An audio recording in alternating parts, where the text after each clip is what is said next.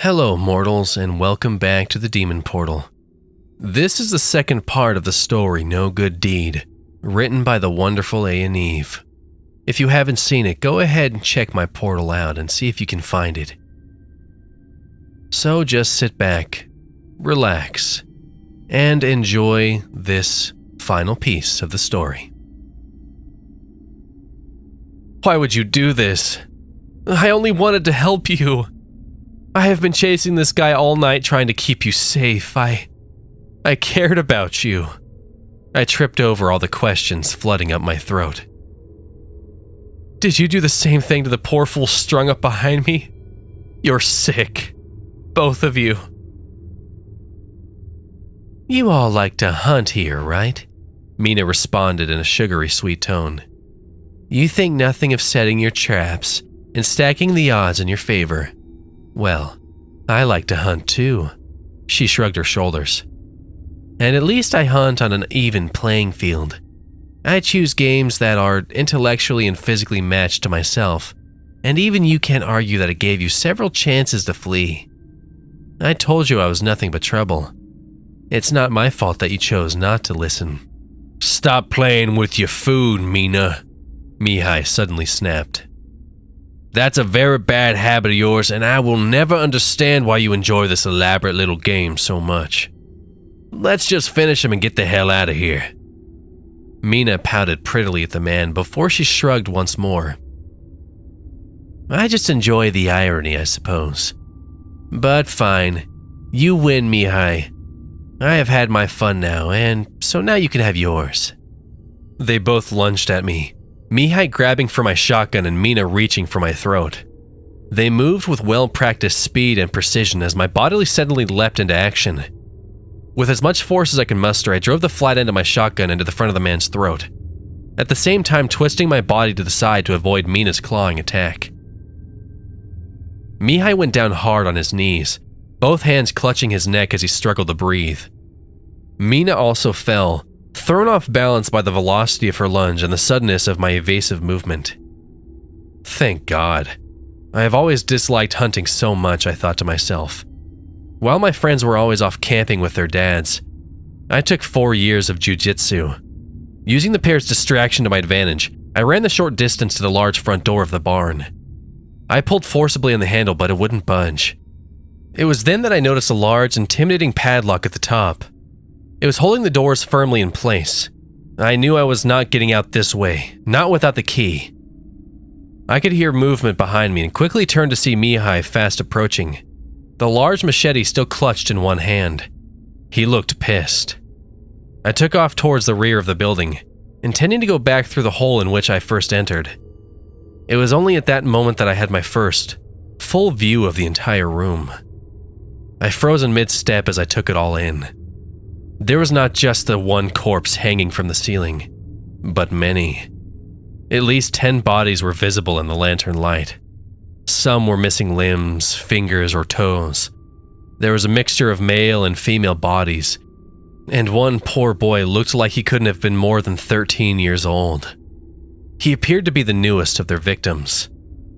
His body had been ravaged and torn, but he showed no obvious signs of decay, and blood still poured freely from his wounds. All of these people wore identical looks of terror and pain, frozen on their tortured faces. I realized then that what I had originally taken for large farm equipment upon first entering had actually been corpses. So many of them. Before I could force myself to resume running towards freedom, I felt a quick sharp pain in the back of my skull and then nothingness. I awoke to a feeling of pain and a strong pressure centered in my head. Upon opening my sore eyes, I saw that the whole world was upside down and spinning. I quickly closed my eyes again and took a few deep breaths to gather myself before trying to get my bearings. My memories were just a haze of blood and terror, and it took several seconds to sort through them all. Once again, everything came back to me. My eyes flashed back open, and I struggled violently to move, to flee. I couldn't feel my limbs. My arms and legs refused to move. Worst of all, The world outside of my tightly clenched eyelids was still spinning out of control, and I could tell that I was definitely upside down. I craned my neck upwards, already knowing what I would see. My feet and hands were restrained with zip ties, and I was hanging from thick ropes looped around a large hook that had been attached to one of the barn's high rafters. Damn! I could hear the low murmur of voices and the loud scraping of metal on metal. I caught the scent of something burning, followed by the thud of approaching footsteps. I closed my eyes nearly all of the way and pretended to still be unconscious as the two figures came into view. Mihai now held a large, rusted surgical blade, and Mina had what appeared to be a fire poker? No. It was a branding iron, and the tip glowed with a fiery orange hue. I knew what was coming next as my shirt was roughly ripped away from my chest. I remained as still as possible, trying not to panic as Mina leaned in close. "Wakey wake," she started to say as I roughly drove the blunt part of my forehead into the tender skin above her nose. "Ouch! What the hell?" she trailed off, dropping her torture instrument as she grasped her gushing nose. They may very well kill me tonight, but I am not going down without getting a few licks in myself, I thought. Mihai grabbed me roughly by the hair, twisting my face as he punched me so hard that I nearly passed out again. "You will pay dearly for that," he spat as he sliced a long, deep gash into my chest. "What's the matter?" I asked, hearing the nasally sound of my own voice and knowing that my nose was likely now as broken as Mina's was. "You said that you wanted an even playing field, remember?" I couldn't help taunting. Maybe if I made them angry enough, they would just kill me quickly and I wouldn't be subjected to hours of torture first. Mihai just smiled at me though. That same wide and creepy grin that held more than a hint of madness in it.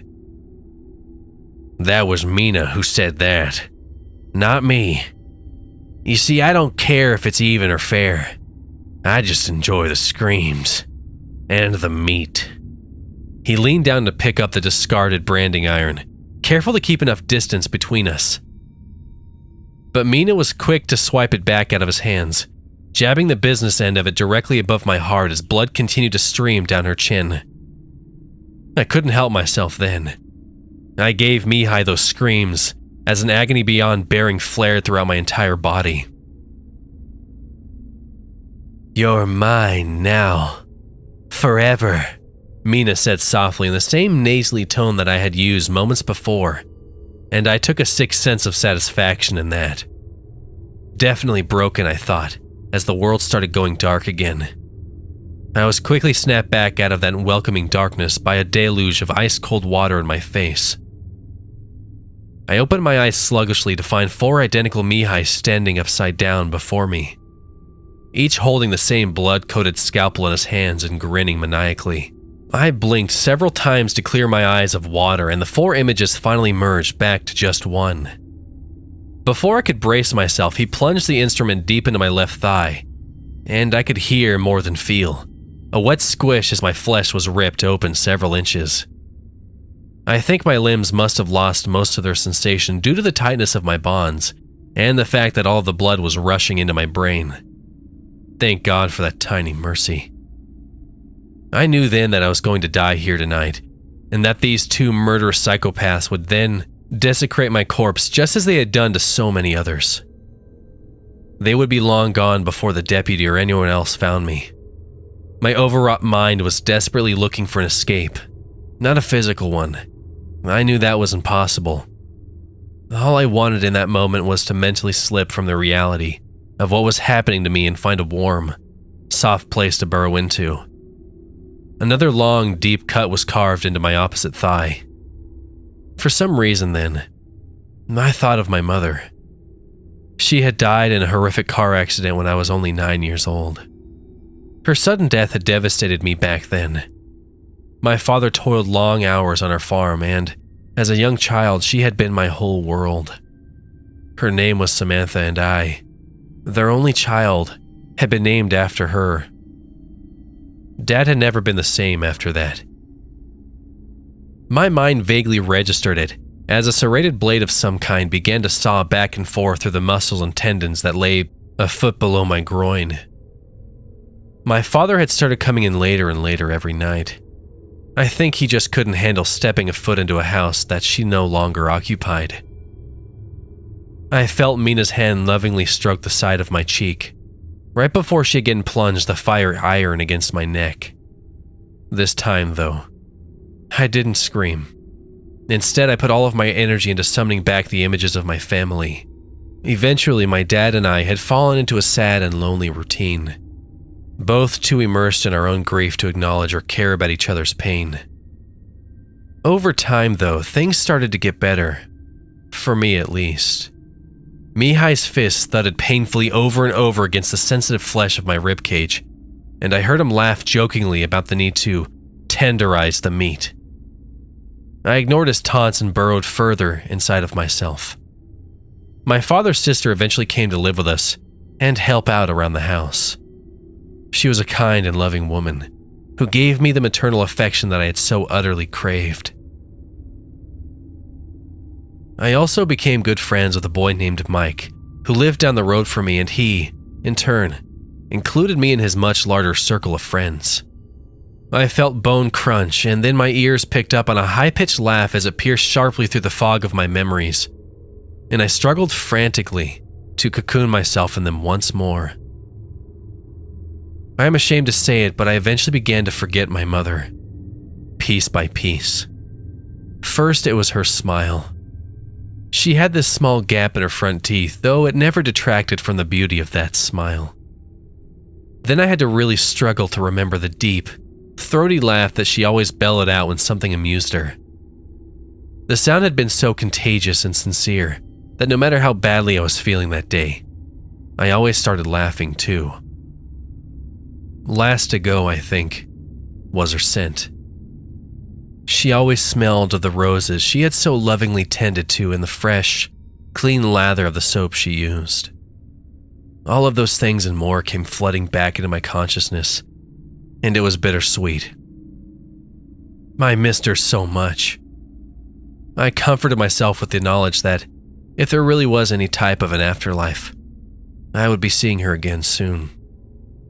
The sharp, agonizing sensation of my femur splitting in two pulled me roughly out of the past once again, and no matter how hard I tried, I just couldn't seem to go back under. I knew I was losing far too much blood to last much longer.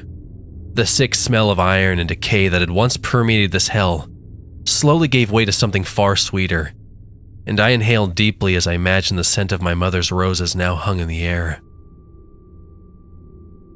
I resigned myself to my death, and even through my agony, I smiled. "Ah, you like that, do you? Well, then you're going to love what comes next." Mihai's voice cut off abruptly as the sound of several male voices suddenly shouted at him to get down on the ground.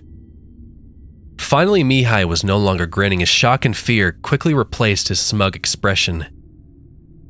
I watched from outside of myself as he raised the bloody knife he held and began to run in the direction of the armed police officers, who had seemed to appear out of nowhere from the back of the barn.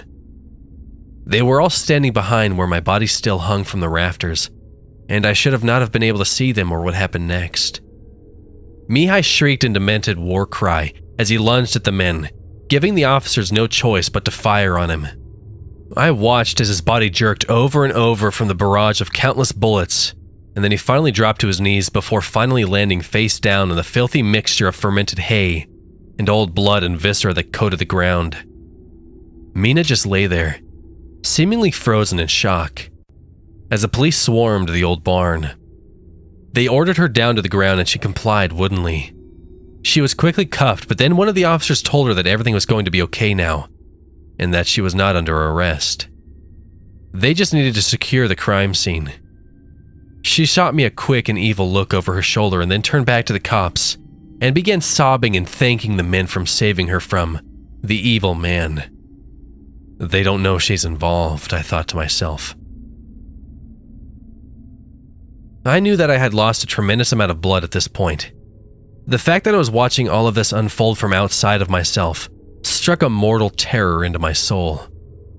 I knew that I was close to death, and I also understood that if I died here tonight, she would be free to go on killing. I was the only one at that point who knew the depth of her complicity in all of these twisted murders. I had to keep fighting.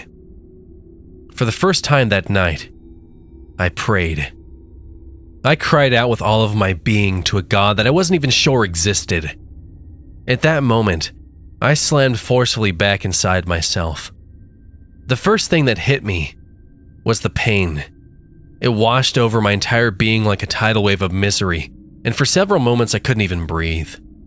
Then I began struggling and pulling at my restraints with a strength I didn't even know I possessed. I shouted out to the men, words that only sounded like panic gibberish, even to my own ears. 3 of the officers ran over to me, calling out for the paramedics as they urged me to stay calm. Help was on the way. Mina, I croaked. She and Mihai.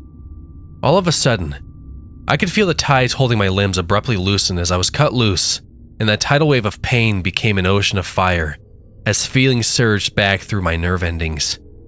I could no longer speak as I was gently lowered to the ground by the men. The EMTs then swarmed over me, quickly attaching several electrodes and IVs to my battered body. It was a scene of organized chaos around me. I could hear the murmured voices and occasional retching of the officers as they took in the full scope of Mihai and Mina's depravity. My ears dimly registered the distant peal of sirens, Mina's loud sobs and my father's voice bellowing my name and demanding to be let in to see me. All of my strength left me then. My vision began to dim once again, and I could feel myself drifting away. Before I lost complete consciousness, however, I heard my name being called again. This time, though, it was a gentle, feminine whisper from a darkened corner of the room. All other sounds faded as I slowly turned my head towards the achingly familiar voice. There in the corner stood a woman in her early 30s. A sweet smile parted her lips, revealing a tiny, beloved gap in her front teeth. I stretched my fingers in her direction as the overwhelming aroma of flowers and fresh soap filled my nostrils. I awoke in the hospital 3 days later. My father, my aunt, and the sheriff were all seated at my bedside. They both looked grim and exhausted, but smiled warmly at me when I stirred and opened my eyes.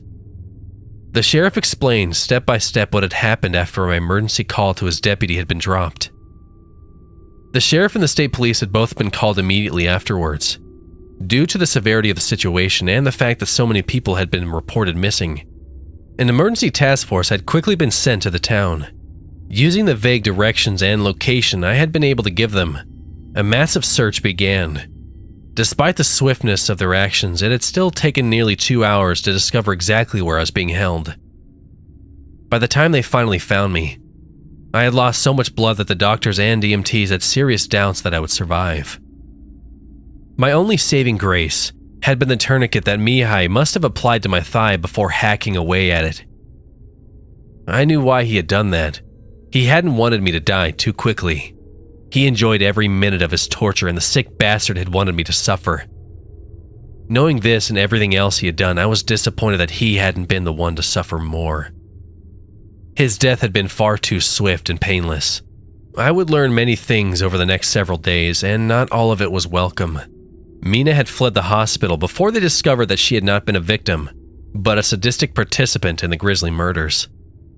The police had pulled 11 corpses from the barn that night, though it was believed that she and Mihai may have been responsible for over 80 similar torture deaths across the country over the last 7 years. As I had already feared, she had not been under suspicion that night and was long gone before the police had started to collect the evidence that would later prove her involvement. Last I heard, the authorities are still searching for her. But there was also a bit of good news, too. 2 victims came out of this alive, if not unscathed. Myself and a 14-year-old boy who I later learned had been caught by the psychotic couple the night before this story took place. He was the son of a nearby farmer who had gone to the old barn to investigate the odd smells and screams that he had been emanating from the abandoned building the previous week. Turns out he was very much into the paranormal and had thought the structure to be haunted, and in a way I suppose it was. He had been caught, tortured, and left to hang in the barn while the couple ran to the store for more supplies. That was when I had the misfortune to cross paths with them. They had planned to finish him that night. The boy, his name was Thomas, later revealed. He had heard them discussing their plans to finish him off, celebrate with a bottle of red wine, and then move on to a new town the next day. Thomas was the teenager I had seen strung up on that terrible night in the barn, right before my own ordeal had begun. I had thought him dead at the time, but he had been merely unconscious from blood loss and exhaustion. Thomas and I would thankfully go in to make full recoveries, though I will always walk with a limp, and we both still bear some pretty vicious scarring on our bodies. We were both just grateful to be alive, though. Thomas came to visit me in my hospital room 2 days after I awoke. He introduced himself and said he wanted to thank me for ultimately leading the police to his location. I didn't feel like much of a hero, though. I had been so duped by Mina's pretty face and the idea that I could be her knight in shining armor, that I had never considered that there could be anything more to the situation. Before leaving my room that morning, Thomas turned to me and asked in a very hesitant voice if I too had seen the lady in the white dress on the night of our rescue. I looked at him in confusion for a moment, having no idea whom he could possibly be referring to. Seeing my puzzled expression, he then added that he had seen a pretty woman with dark hair and eyes like mine, that she had a small gap in her teeth and she smelled of roses. I know exactly who he meant then, though I could hardly believe it.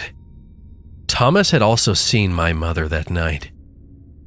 I had thought her to be merely a hallucination caused by trauma and too much blood loss, but the way Thomas described her, she must have really been there, in one form or another. After speaking with others who had been at the scene that night, no one else claimed to have seen her, not even my father. I can only assume that this was due to one of two things.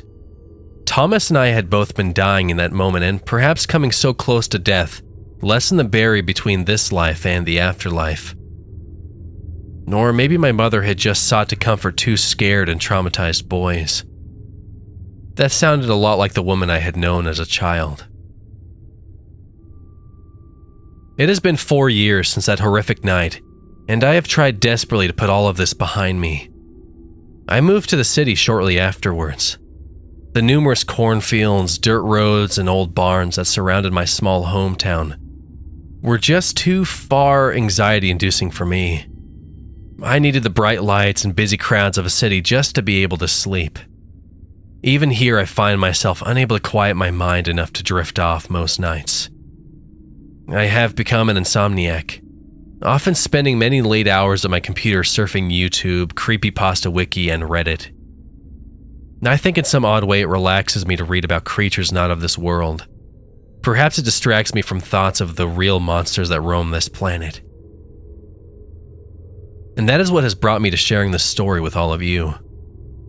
I have become aware of certain urban legends about men who see a young woman, seemingly alone and unprotected late at night.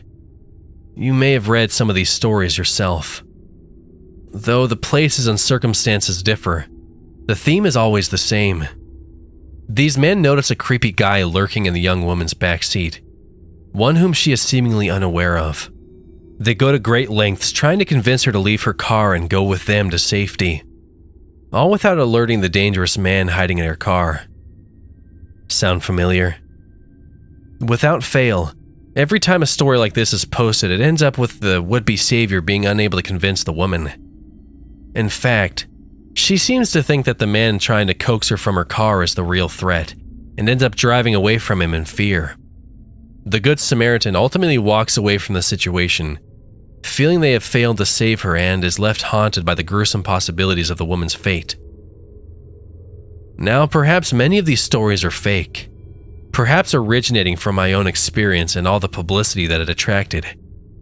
But maybe, well, Mina still remains at large to this day.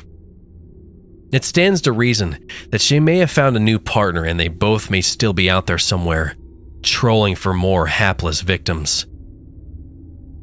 I can't help but think that I need to get this warning out there to all who may come across a similar circumstance. I am certainly not saying that you should never risk yourself to save an innocent. Valor and bravery are some of the humanity's best qualities. I am simply cautioning you to do all in your power to ensure that the person that you're trying to save really is innocent. Now, with all the darkness in the story, there is one element of light that I wish to leave you with, and it is an absolute fact that is corroborated by the numerous police reports regarding this incident. While the police were still searching for myself and Mina in the cornfields, they drove straight past that old barn without seeing it. It was so shrouded in darkness and overgrowth that, just like myself, they hadn't seen it from the road. It was only after driving several miles past it that a woman had called the emergency services line and directed them to go back and look specifically for the barn. The call only lasted a minute or two before the woman abruptly hung up, and the only information they had to go on concerning the caller's identity was her first name. Samantha. Just like my mother. There will always be forces of evil at work in this world. That has always been and always will be a sad fact of life. Though perhaps on that night of so much pain and darkness, there was also a strong force for good. I am sure many of you will say that phone call to the police was simply a coincidence, and that my mother was long dead and could not possibly have been the one to make it. As for myself, I have only one thing left to say. Thank you, Mom.